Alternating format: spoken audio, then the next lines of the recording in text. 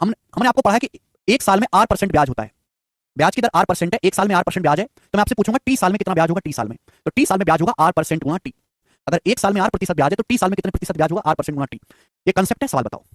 बोला है एक राशि पर 6% की दर से 8 वर्षों का साधारण ब्याज 920 रुपए है। Simple interest on sum of money at rate of 6% per annum for 8 years is 920।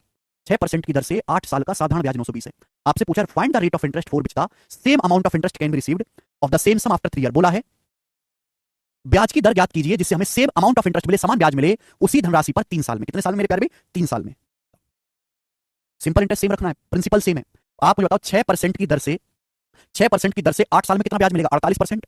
पूछा यह है ब्याज की दर बताओ जिससे आपको समान ब्याज मिले। ब्याज की दर क्या होगी, जिसके लिए 3 साल में समान राशि पर समान ब्याज मिले, तो ब्याज की दर क्या आएगी मेरे दोस्तों, 6×48/3 16%। 16% पर एनम ब्याज की दर आ जाएगी, सी ऑप्शन। 6×48 16×3 48। बोलो 6×48 16×3 48। वो मैं कल बता चुका हूं उज्जवल। ठीक है, नेक्स्ट क्वेश्चन आगे चलेंगे।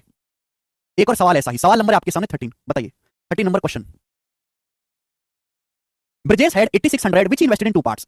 Simple interest received on the first part at 15% per annum is 4 years is equal to the simple interest received on the second part at 20% per annum in 3 years. On the difference in two parts बताइएगा।